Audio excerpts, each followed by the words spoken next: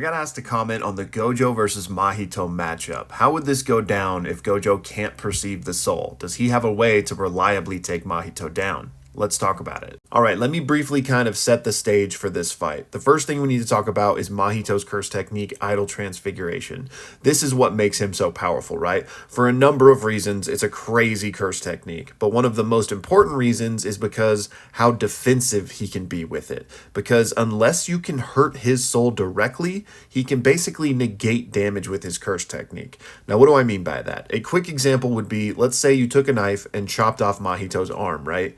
Well, Mahito can just change the shape of his own soul to have an arm again because the body follows the shape of the soul. So while you did damage Mahito, you did cut off his arm. He wasn't immune to that. He can basically just make it so it never happened. So the only way to truly hurt Mahito is if you can damage his soul directly, which is one of the reasons Yuji is his natural enemy, because Yuji can perceive the soul. So Yuji's punches and attacks harm Mahito's soul directly. So the question is, can Gojo perceive the soul? Gojo with his glorious 6 eyes, the eyes that can see damn near everything except when your friend is battling depression. So can these things perceive souls? And for this video, we're going to say it doesn't matter because there's honestly evidence on both sides of this debate for if Gojo can perceive the soul or not.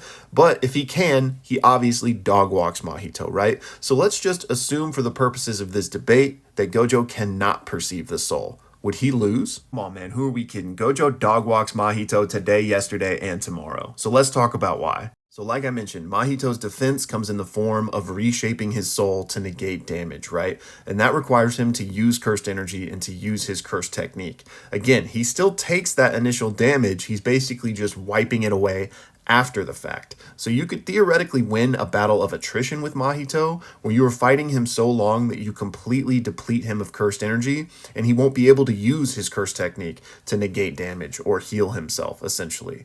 And we see this after Nanami and Yuji give Mahito the beatdown, and Mahito escapes to the sewers, right? Nanami calls Ino and says, hey, help us look for him, because even you could exorcise him right now. And Ino certainly can't perceive the soul. And honestly, that's not the only way you could do it either, because if you had a powerful enough attack, you could just wipe Mahito out in one go. Like if you take out his brain completely, his entire body, there is nothing left, then there's nothing for him to use his curse technique on, right? Like the soul is kind of this like incorporeal thing, but it's obviously still a part of you. So if you take him out completely, he can't come back from that. So honestly, Gojo has a ton of ways to deal with Mahito, even if he can't perceive the soul. Plus, we've already seen that Unlimited Void works on him, which why wouldn't it? So I think this is how the battle would go if Gojo was really trying to just get it done. Unlimited Void, and then boom, destroys him completely with a hollow purple.